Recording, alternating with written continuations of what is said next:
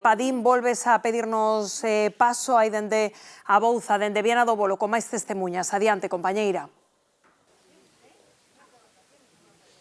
Sí, efectivamente, compañeiro, estamos na Bouza, na zona cero, aquí en Viana do Bolo. Córtasenos a voz cada vez que intentamos trasladarvos o que aquí os veciños están a vivir, porque antes adversidades únense máis do que xa estaban unidos. Connosco atopase Josefa. Josefa, é que estou mirando moi triste todo o que neste pueblo pasou. A xente é moi humana, pero hoxe ainda somos máis humanos para querelos máis. Que lle veña axuda donde sea, a necesitan. Son personillas inválidas e xente moi maior. Por favor, botelle a mau.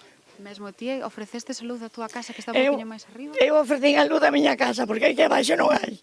E resulta que non a poden coller.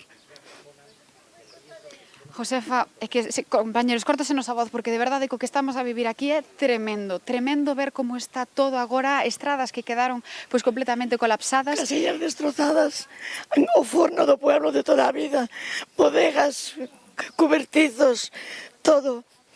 E casas nas que se perdeu absolutamente todo, compañeros. Fíxense, casas de 2 plantas onde a vivenda de abaixo quedou completamente anegada. Todo enterrado, con coches dentro, con coches, sillas de rodas, la xente que necesitaba.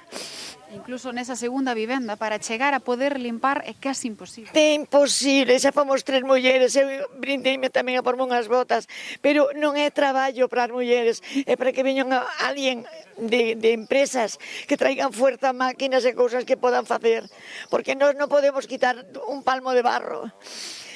Por máis que se faga atascaches en un lado, atascaches no outro, eso ten que ser algo especial, que veñan a limpiar.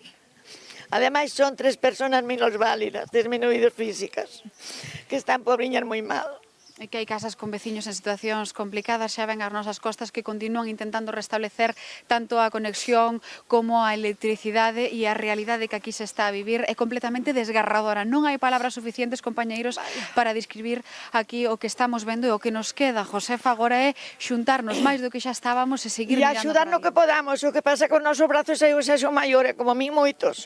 Pero é que non podemos, non se pode mover esa fuerza humana, esa fuerza natural que veu tan grande. Non se pode mover, que a xente. Ten que ser máquinas. É xente que veña preparada.